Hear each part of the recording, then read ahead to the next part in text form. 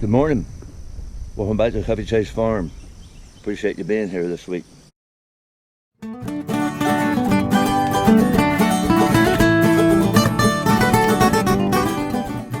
I've got a bunch of equipment on this trailer. Got the tractor and the bush hog. Today I'm going to go and help a neighbor bush hog a few of his fields for him. It's going to get hot again this week, which is fine. We got almost 4 inches of rain over the past few days, which is really helping the grass. Before we get to mowing though, I got a few chores to get done. Most notably, I want to pull up some of this wire and give the cattle a little more access to some shade. Then we'll make sure the chickens and the sheep are all situated, water, do a little mowing, and then it's about that time we're going to load a couple of these ram lambs up and take them to the processor.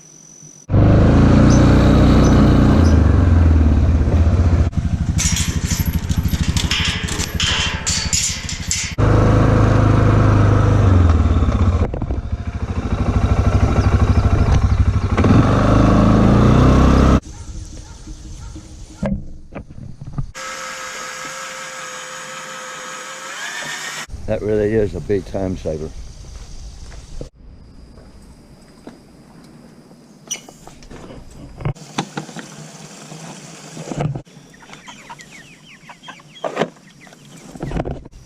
Chicks are taken care of. I actually even moved them into another paddock. This is where the sheep are. I'll start moving the sheep over to the corral since here probably tomorrow I'll be loading a couple up for the processor. These chickens, you've heard me talk about it before, where at the early stages when they go on pasture, they're very difficult. They go in every direction. They don't know the routine. They know it now. Most notably, they know when they go in that next paddock, there's a lot of bugs. They have probably devastated the bug population where they've been. But when they go in that new paddock, I notice they immediately start foraging around because of the bug population. This is where the sheep were. They were in here. This is a pretty big paddock. Definitely over 1/4 acre, probably pushing a half. But you see, the sheep have really cleared the undergrowth. I'm not sure what this is, but they won't even eat the leaves off of it. They have done a good job though. Chickens will be able to move through here really easily. Don't know if you can see it, but there's 2 immature red-tailed hawks that were raised on the farm, constantly flying over the chickens.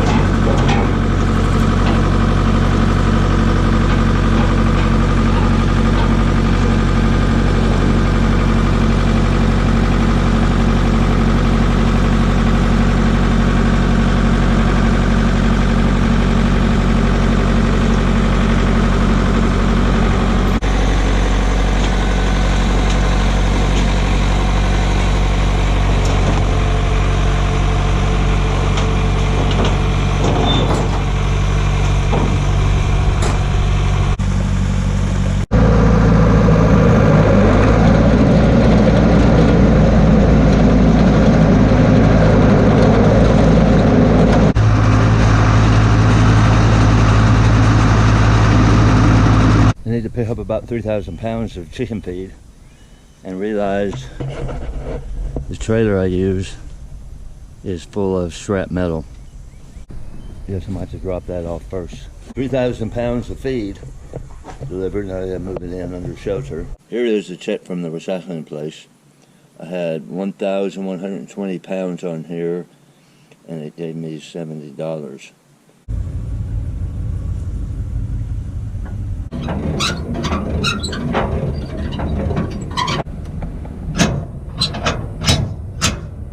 Let's wrangle up some sheep. Sheep, sheep, sheep, sheep, sheep, sheep.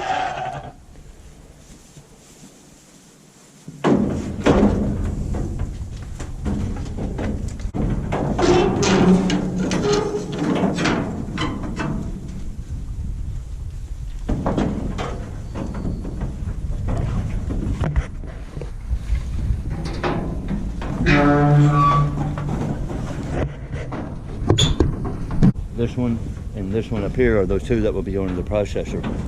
So I'll put the cut gate right here and I'll separate the other two out, but they're in there, pretty simple. Get them to the processor, there will be very little stress. Well, it's been a busy week. I appreciate everybody watching.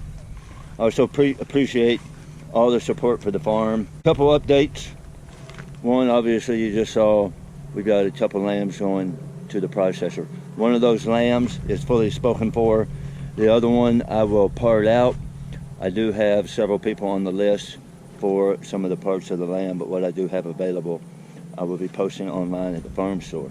I will also be taking another beef in the day after these lambs go to the processor.